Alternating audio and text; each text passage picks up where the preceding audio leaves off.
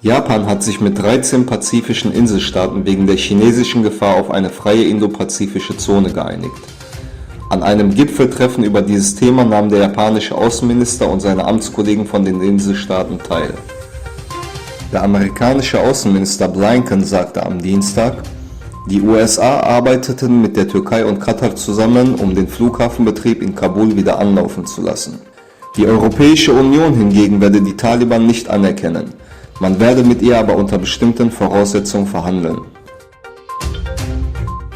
Die Bürgermeisterin von Helsinki unterbreitete den Vorschlag, Englisch als Hauptsprache in Helsinki zuzulassen. Bisher war Finnisch für jeden Ausländer Pflicht, was einen Abzug von Investoren zur Folge hatte. Darum schlägt die Bürgermeisterin vor, die Finnischpflicht aufzuheben. Vertreter der Zentrumspartei versammelten sich vor dem schwedischen Parlament, um die Menschenrechtsverletzung Chinas und den Genozid in Ostturkestan international zu ächten. Eine uigurische NGO war auch anwesend und verlangt von Schweden die Anerkennung eines Genozids an den Uiguren. Die als Mu bezeichnete Variante des Coronavirus hat sich in Kolumbien zum vorherrschenden Virusstamm entwickelt. Während der dritten Infektionswelle in Kolumbien von April bis Juni waren täglich rund 700 Menschen durch das Virus gestorben.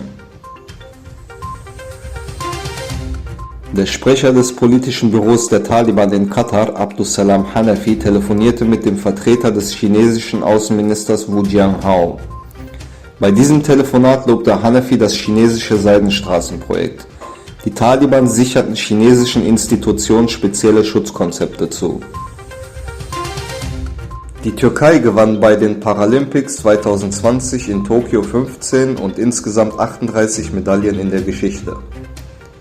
Am 10. Spieltag gewann die türkische Frauenmannschaft im Goalball die Goldmedaille.